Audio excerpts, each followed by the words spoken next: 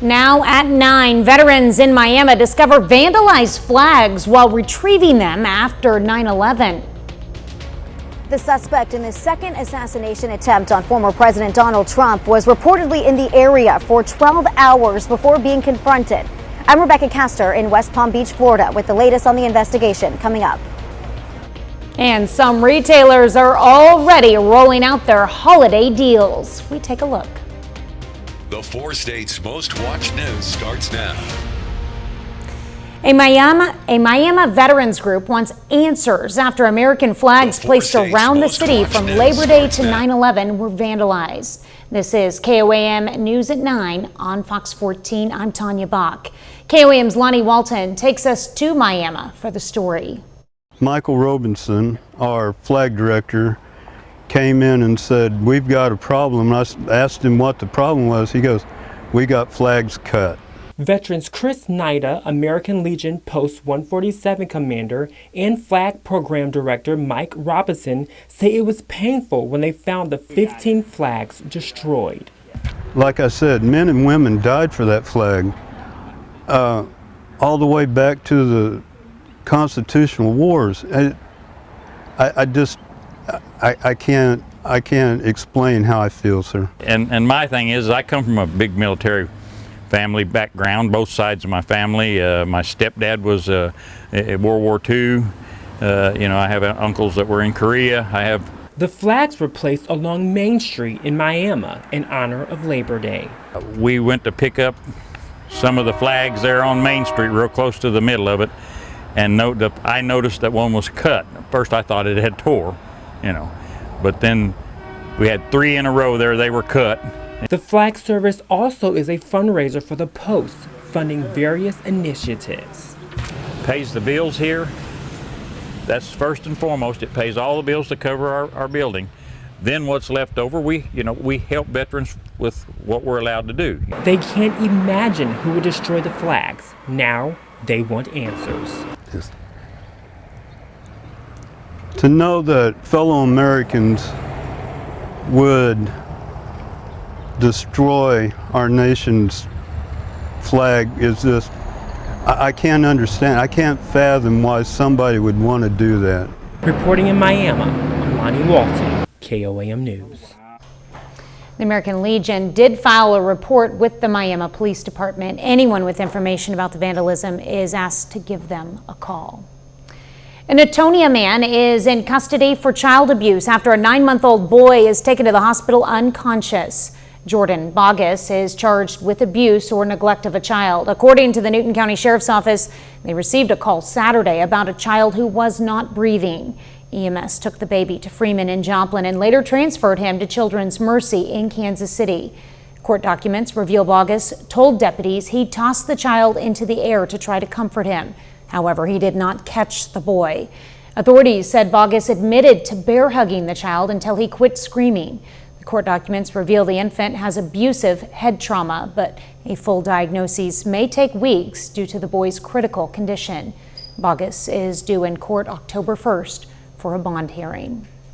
Well, Chief Meteorologist Doug Heddy joins us now with a first look at weather. Yeah, not a bad Monday for us today, but we are heating up a bit after we had really nice temperatures over the weekend. Of course, it is still summertime and it's going to feel like it as we go through the week. 87 today, 65 was our low.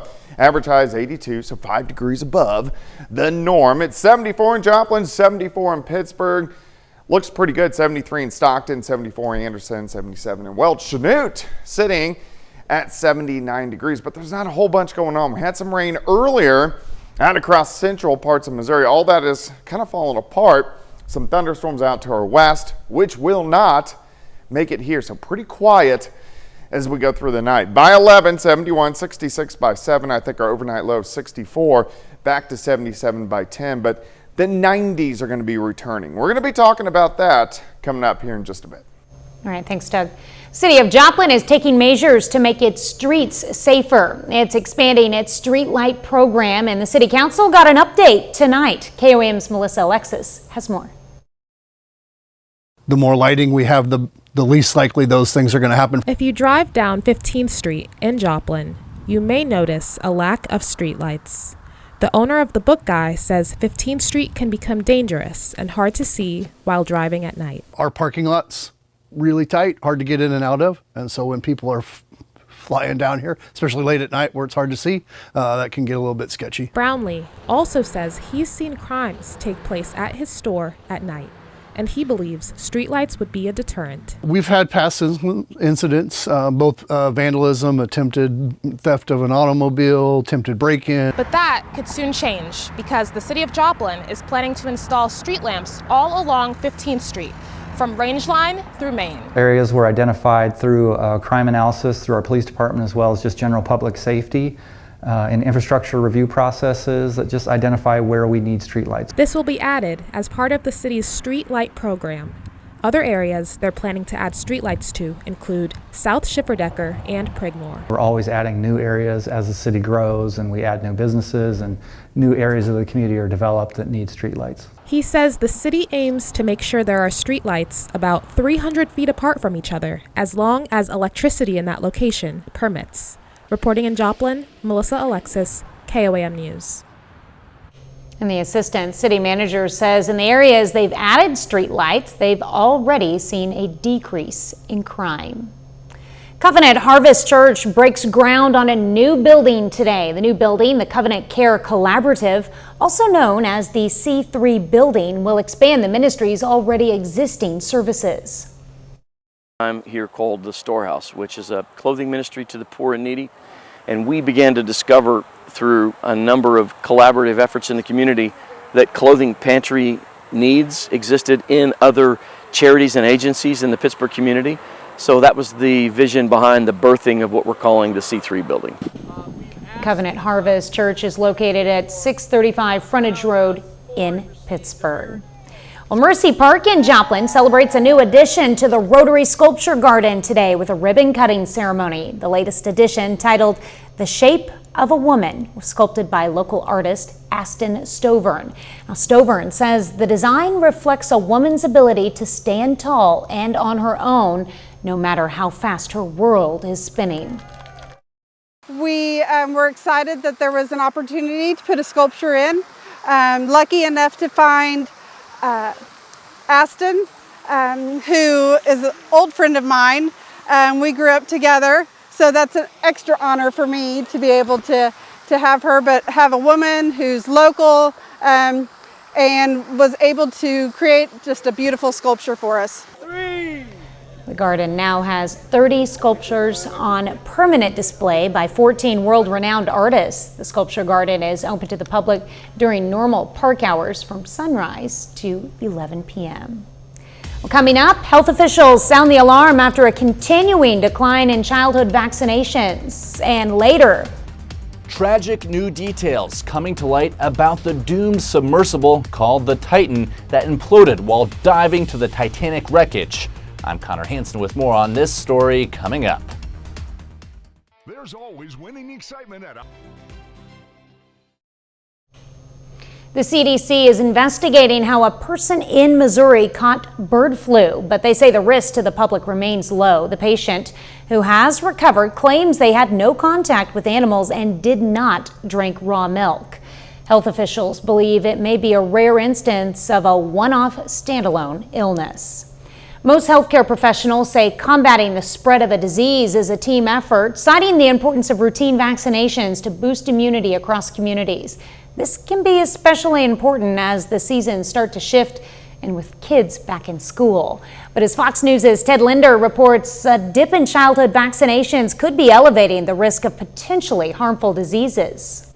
As students across the country continue settling into the new school year, declining rates of routine childhood vaccinations are proving unsettling to a growing number of health officials. There were immunization gaps throughout the country, throughout our history, but COVID really created a huge gap. A recent Gallup poll revealed 40% of Americans said it is extremely important for parents to make sure their kids are vaccinated. That's down from 58% in 2019. The CDC reports 93% of kindergartners received their required shots during the 2022 to 2023 school year. Prior to the COVID-19 pandemic, the rate was 95%. Doctors cite how the pandemic caused more parents to start questioning the standard shots their kids used to get, adding how it's important to combat misinformation while trying to help make it easier for families to vaccinate their children. If parents are working, they don't exactly match the hours of medical practitioners, language, transportation, all are barriers. So we came up with a plan if we could use community partners and figure out if we could do clinics where the children are. In Kentucky, the Louisville school system held vaccine clinics across nearly 160 schools last year. This year was no different. There are about 25,000 students who are either not vaccinated or not fully vaccinated. Making sure kids are up to date on their shots can help ward off the spread of diseases as the new school year presses on.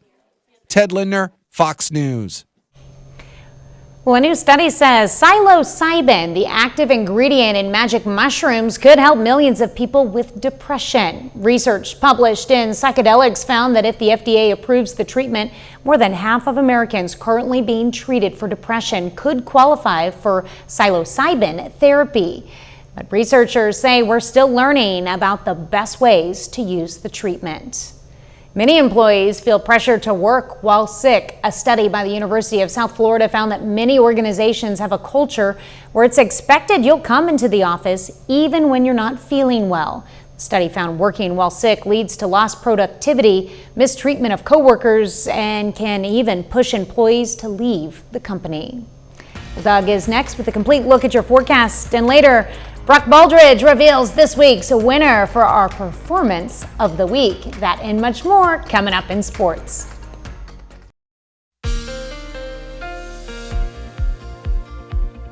Well, of course, it turned out to be a nice Monday for us today. A little bit on the warm side. Temperatures into the upper 80s, and boy, do we need some rain. We haven't had any beneficial rain in quite some time. Obviously, none today. And what is today? Today is the 16th of September. We haven't had any this entire month, so we need some rain. 25.5 for the year. Should be at 34, so we're almost 9 inches behind. That's why we went from not being in a drought and have slipped into a moderate drought across the region. We do have some rain chances in the forecast, which is good, but we need a lot more. All right, great shot. Cornell Arts and Entertainment Complex. We're looking downtown. Somebody's having a bad night down there in the corner of your screen, but overall, it looks pretty good. Outside right now it's 70 in Monette, 76 at Grand Lake, 74 in Pittsburgh. Neodesha is sitting at 79. Our humidity is bumped up a bit. Our dew point sitting mainly into the mid 60s. So let's go to our tracker. So the way it feels to you makes it feel kind of sticky outside. And that's what we're going to see as we go through the next couple days. Through the night, by 11, 71, 66 by 7. Overnight low eventually down to about 64 later on tonight. Not a whole bunch going on here. We look pretty good. We had some showers across central Missouri earlier today and thunderstorms out to our west, and none of those are going to affect us. Here's a problem. We have this dome of high pressure right on top of us, and this is going to kind of hang out most of the week. And because of that, it blocks up the pattern a little bit. So we do have storm systems kicking out. They're just having a hard time rolling through. They're going to get close enough that we get some rain chances in here, especially later on this week. Just not great chances. All right, let me take you through time. Tonight, mid 60s. Heating up a little bit more for us tomorrow. We're going to go into lower 80s by noon. Once we get into the afternoon, I think about 89, 90 degrees for afternoon highs. Pretty much clear skies once again tomorrow night. And then as we go into Wednesday, we are going to be tracking some storms out across central Kansas. But for us, we're going to stay dry. High temps 90 to 91. We'll see if any thunderstorms out to the west can possibly sneak in Wednesday night, but most likely will fall apart as they do. But our chances for rain will start to go up at least a little bit once we get into the second half of the work week. All right, on your Tuesday, 66 to start, 83 by noon. High temp 89 degrees. All right, let's look at those better rain chances. Thursday, very slight. Few showers mainly to our north. As we get into Friday, most of the rain is going to be up near Kansas City, but at least a chance we could get some scattered thunderstorms in here by the time we head into Friday evening, which, of course, we greatly need some rain. All right, let's go 89 tomorrow, 91 on Wednesday, 94 Thursday. Look at this heat, 96 on Friday. We're almost fall. The leaves are starting to turn a little bit, but it is not going to feel like it all week long. It's going to be a hot week and a little bit humid, but fingers crossed we'll get some rain. At this point, 90s is just too hot. We're ready for a cool down. 70s would be nice. No warm up, cool down. We'll take it. All right, thanks, Doug. Watered Gardens in Joplin digs into its annual Empty Bowls event. The event, held at the Joplin Greenhouse and Coffee Shop, serves as a way to care for and feed the hungry in the community. From now through Saturday, patrons can pre-order a pottery bowl handcrafted by local artists. Buyers will later enjoy a serving of soup and get to take the bowls home. The money raised goes to help efforts to feed the community. We love to start the event with 1,000 bowls and 1,000 bowl cozies. That really ensures us that we're going to, if we sell out, which we normally do every year, we're going to have a successful event and reach our goals. This is the 12th year for the annual event. Coming up, the countdown to Christmas is on. It's already that most wonderful time of the year at retail stores across the country. Coming up, why retailers are putting on holiday sales in September. After the break. Christmas is exactly 100 days away, but some retailers are already rolling out their holiday specials. Fox Business Network correspondent Jerry Willis is in Summit, New Jersey with more. It's the most wonderful time of the year for a lot of retailers already, even though it's only mid-September. We're at Sustainable House in Summit, New Jersey. In this place, the owner here, Jeanette Spezio, actually makes a lot of the goods in here and sources them herself. And you've got a fabulous display right here of Christmas product. What do your folks tell you when they come in and they see this already out and on display? Some folks love it. They're in the holiday spirit. They've been in the holiday spirit. And for others, it's a little early, but it's a very important time of the year for us. It's when we sort of makes or breaks us. Yeah, you know, some of your bigger competitors, Costco, other big chain stores are doing exactly the same thing. They're putting goods out early. Even Hobby Lobby, we've seen Lowe's doing the same thing. What do you make of that? I mean, what does it tell you about what people are expecting out of the holiday season?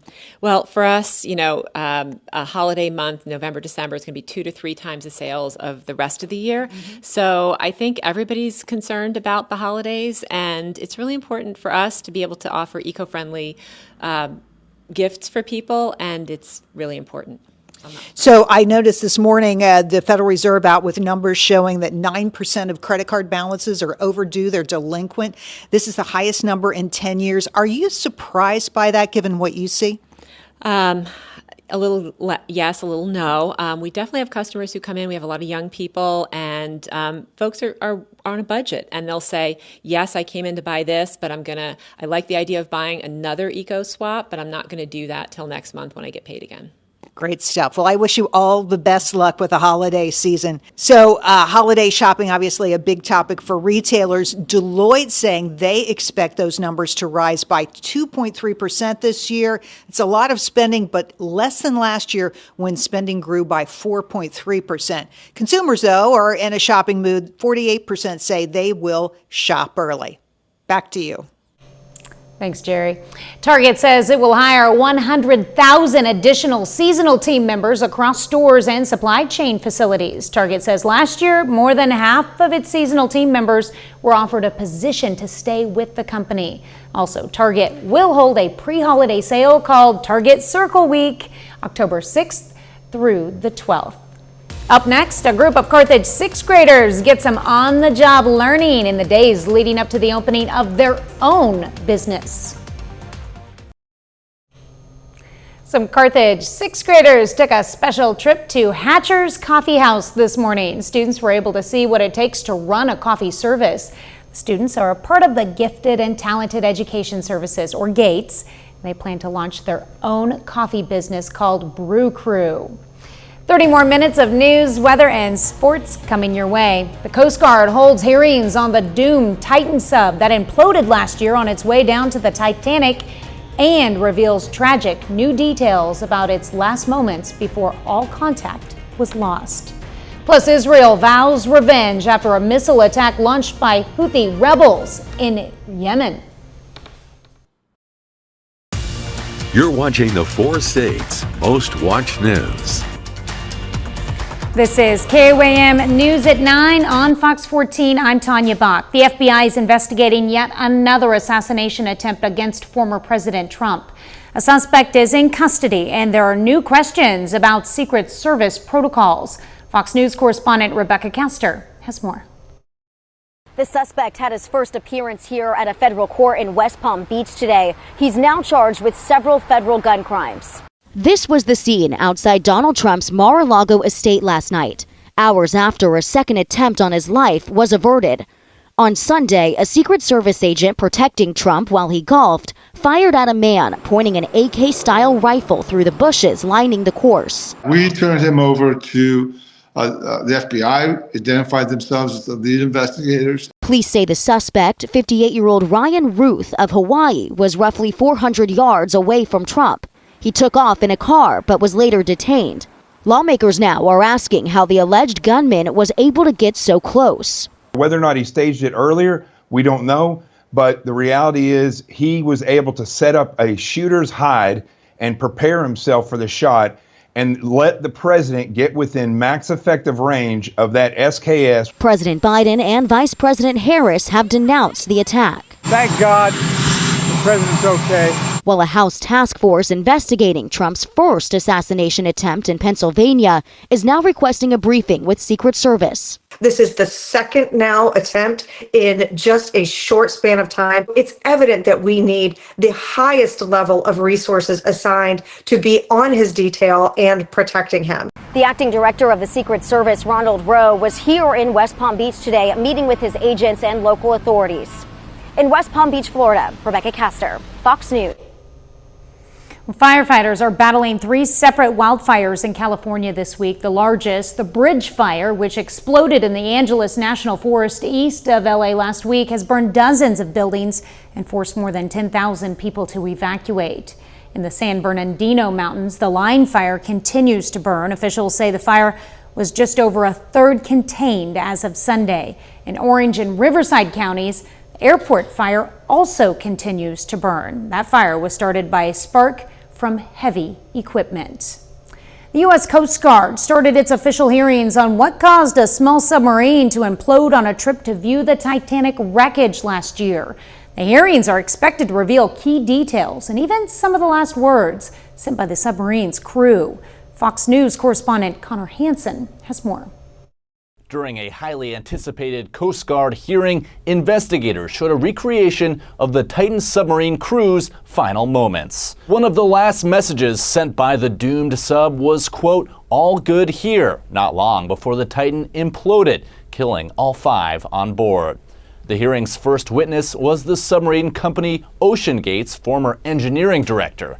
Tony Nissen was skeptical of the sub's safety, testifying that he wouldn't let a crew take the Titan down to the Titanic wreckage in 2019. This submersible, what we're doing, has never been done before, right? We don't have classing direction on what good looks like. I said, nobody knows what good looks like or what it's supposed to look like. I said, but what I do know is it shouldn't look like that. Nissen described a tense relationship with OceanGate co-founder Stockton Rush, who died during the expedition. He also laid out concerns about the sub's hull, struck by lightning back in 2018. When I hired on, I had no idea they planned on going to the Titanic. I was never told that. The Coast Guard says the Titan sub had an unconventional design and didn't undergo a third-party review, which is standard. It was also stored outside, exposed to the elements for 7 months in 2022 and 2023. The Marine Board's investigation will determine as closely as possible the factors that contributed to the incident so that proper recommendations for the prevention of similar casualties may be made. The hearing is expected to last 2 weeks, with other top OceanGate employees set to testify. In New York, Connor Hansen, Fox News. Well, a weekend missile attack on Israel by Iran-backed rebels could have a big impact on Israel's defensive posture. The missile landed in an open area in central Israel. There were no reported injuries, but it triggered air raid sirens at nearby Ben Gurion International Airport and rattled a country that relies heavily on its Iron Dome air defense system to protect against attacks like this. Houthi rebels based in Yemen claimed they breached Israel's defenses by using a hypersonic missile for the first time. Iran's president denies his country supplied the rebels with the hypersonic weapons. A bit later, mission complete. The Polaris Dawn mission is over, but it could have a lasting impact on the future of manned spaceflight. I'm Jonathan Seri in Atlanta. I'll have details coming up.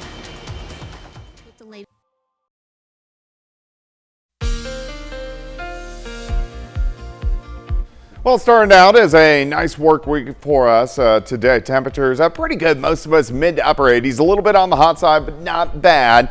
And we're having a nice evening. Of course, we could use a little bit of rain across the region. Nice shot of our Cornell Arts and Entertainment Complex tower cam looking downtown Joplin. All right, 68 Monette, 76 in Grove, 74 Anderson, Nevada, 75. Let's go out toward the west. You got Yates Center at 78, Sedan 78, Nowata, much of the same. Humidity is a little bit higher. Dew points are sitting into the mid 60s. So what that means for you is it makes it feel kind of sticky outside. And that's what we are going to see as we go through the next few days. 71 by 11, 66 by 7, down to 64 by the time we head into the morning hours.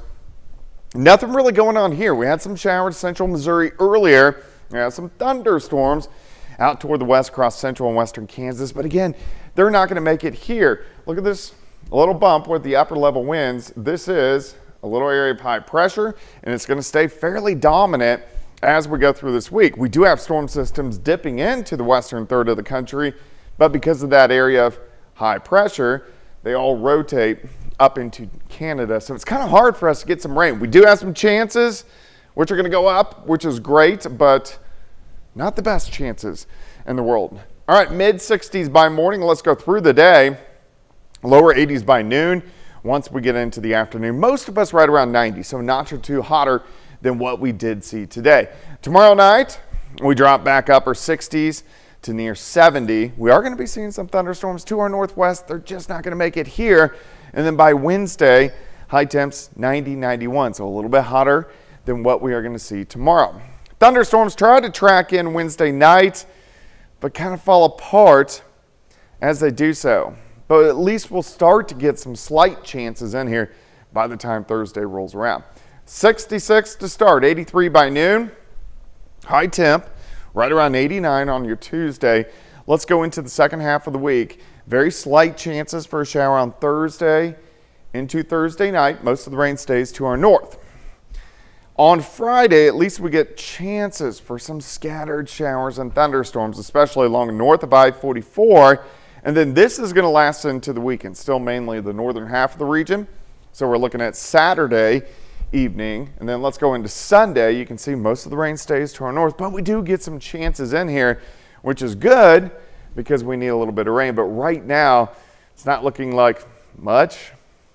Maybe a quarter, maybe a half an inch in spots, but it'd be nice if we can get some rain in here by the time we head into the second half of the week. 89 tomorrow, 91. Wednesday, 94. Thursday, it heats up, mid-90s, 96 on Friday. So getting a little bit on the hot side heading into the weekend. Yeah, we don't need this warm up. I'm ready for fall. I am ready. I am too. All right, thanks, Doug. Well, coming up in sports, Pitt State football drops in the latest Division II rankings, plus Seneca softball squares off with Carl Junction for the second time this season. Brock Baldridge has those highlights and more in sports. Rock Show, September 27th. State Fair. We'll have all that and more at 7 a.m.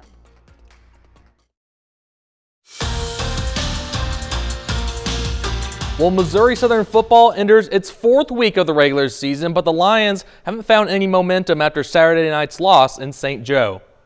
Missouri Southern is now 0-3 on the season. Lions' schedule lightens up a little bit, but another tough test as Southern welcomes in Northwest Missouri State in Joplin this Saturday. The Lions are still looking for win number 1.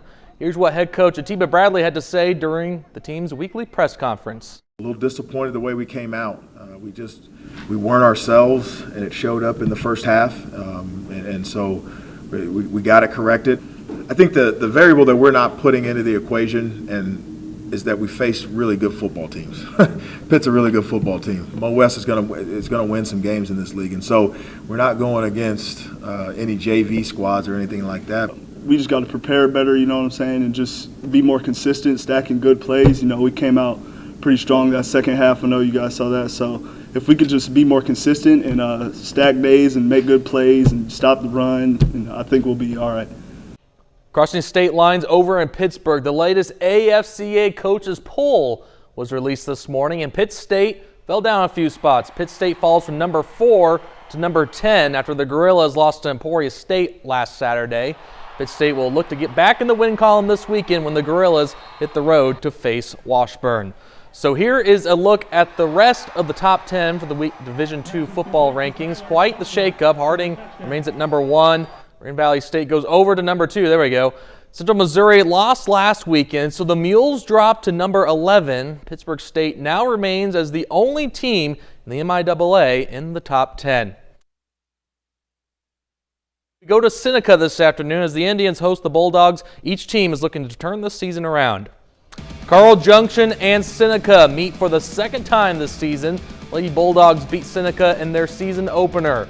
Starting with the top of the first inning right here, CJ leads 2-0. Kylie Spencer places this perfectly down the line. That scores a run. Spencer goes into second base with an RBI double. Later in the inning, Jasmine Blaney hits this right back up the middle for an RBI single. Carl Junction scored 4 runs in the first inning. So the bottom of the first now, Callie Rhodes hammers this, and take a good look. You won't see it for long. An absolute bomb for a 2-run homer, cuts the lead in half, and that makes a 4-2 ball game. We go to the third inning now. Same score, Abby Ferris, a nice piece of hitting here. 2-run single, extends the Bulldogs lead. CJ now up 6-2, but Seneca wouldn't go down that easy. Indians down 11-4, and it's Callie Rhodes again to dead center. See you later. Her second homer of the game. Solo bomb makes it 11-5. So we head to the final inning of the ball game. Kylie Spencer ends this one with a strikeout. Seneca puts up a great fight, but Carl Junction wins the game 14-5. Well, last Friday we tallied our votes in our KOAM News Now Insta poll on our Press Box Fox 14 show, and our Performance of the Week winner is the Miami War Dogs, who beat the Veneta Hornets on Friday night by a final score of 41-0. War Dogs are now 2-1 on the season. Friday night's win puts them above 500. This week, Miami faces Aluga, and they're on their home field. Well, that's your look for sports. We're back with more news after this. Professional people, professional service. Pascal Air Plumbing. This is your news update. I'm Tanya Bach. The city of Joplin is taking measures to make its streets safer. It's expanding its streetlight program. KOAM's Melissa Alexis has more. The more lighting we have, the least likely those things are going to happen. If you drive down 15th Street in Joplin, you may notice a lack of streetlights. The owner of the Book Guy says 15th Street can become dangerous and hard to see while driving at night. Our parking lot's really tight, hard to get in and out of, and so when people are flying down here, especially late at night where it's hard to see, that can get a little bit sketchy. Brownlee also says he's seen crimes take place at his store at night, and he believes streetlights would be a deterrent. We've had past incidents, both vandalism, attempted theft of an automobile, attempted break-in. But that could soon change because the city of Joplin is planning to install street lamps all along 15th Street, from Rangeline through Main. Areas were identified through crime analysis, through our police department, as well as just general public safety and infrastructure review processes that just identify where we need streetlights. This will be added as part of the city's street light program. Other areas they're planning to add streetlights to include South Schifferdecker and Pregmore. We're always adding new areas as the city grows, and we add new businesses, and new areas of the community are developed that need streetlights. He says the city aims to make sure there are streetlights about 300 feet apart from each other, as long as electricity in that location permits. Reporting in Joplin, Melissa Alexis, KOAM News. The assistant city manager says in the areas they've added streetlights, they've already seen a decrease in crime. And we'll be right back.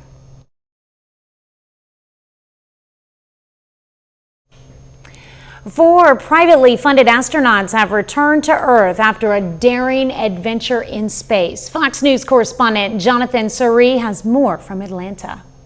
Wow, that is an amazing view. After 5 history-making days in space, the Polaris Dawn mission ended Sunday morning with a safe splashdown off the Florida coast. The SpaceX Dragon capsule carrying out a deorbit burn, safely returning the 4 astronauts to Earth. During its mission, the spacecraft took humans higher than any other since NASA's moon mission and completed the first spacewalk ever carried out by space tourists. It's for a human being to experience what so few would ever have the chance of doing. And they are paying for it because it's phenomenally expensive. Mission Commander Jared Isaacman, who's partially funding the program, posted a long post-mission summary on X listing the crew's accomplishment and their desire to be an inspiration to others who want to explore the universe, writing in part, quote, "As we work to address today's problems, we must also look to the future we want our children to grow up in. As a crew, we have always believed in humanity's destiny among the stars." There was also a big scientific component, the crew carrying out dozens of experiments, including testing a new type of spacesuit specifically designed for these flights. SpaceX says it's all part of planning for the future of spaceflight, which could eventually include a manned mission to Mars. We did all the work to really get ready for this. You know, we kind of built off of what NASA's heritage was, but I think we've also extended NASA's heritage a little bit further. The mission also broke several NASA records, including the highest orbit ever achieved by humans, about 870 miles high. In Atlanta, Jonathan Surrey, Fox News. Well, you can now own season 6 of The Crown. What's new in home entertainment? Coming up after the break. Dueling Mothers, a burned-out paramedic, a country music superstar, and a pop superstar are among the new digital DVD and music releases available to add to your home library. Fox's Ashley Dvorkin runs down the list of what's new in home entertainment. I'm a terrible mother. You're a wonderful mother. The psychological thriller Mother's Instincts tops this week's list of what's new in home entertainment. Set in 1960s suburbia, the film features Anne Hathaway and Jessica Chastain as best friends and neighbors whose perfect lives are shattered by a tragic accident involving one of their children. You swore that you'd fire me if I came in late again. You swore. I'll fire you tomorrow. Martin Scorsese's supernatural horror drama Bringing Out the Dead celebrates its 25th anniversary with a 4K Ultra HD and Blu-ray release. Nicolas Cage leads as a burned-out New York City paramedic, struggling with depression and insomnia following the stress of rescuing lives and witnessing deaths. Small screen favorites to own season 6 of Netflix's royal drama The Crown, which centers on the final days of Princess Diana's life, King Charles III's wedding to Camilla, and Prince William and Kate Middleton's relationship. And season 2 of the Prime Video series Reacher, starring Alan Ritchson as former military police investigator Jack Reacher. For music fans, after a 7-year hiatus, Nelly Furtado drops her first new album, 7. Multi-platinum alt-rock band Neon Tree's 5th effort, Sink Your Teeth, is their first in 4 years. Grammy-nominated country trio Midland released their 4th record, Barely Blue. Country singer Keith Urban explores human connection, life, hope, and more with his new record, High. And pop superstar Katy Perry delivers a fun dance party with her new album, 143. In Hollywood, Ashley Dvorkin, Fox News. Well, that's our time for tonight. Thanks for joining us. We're going to leave you with video of a 2-month-old pygmy hippopotamus and its mama in Thailand. Have a great night and an even better tomorrow.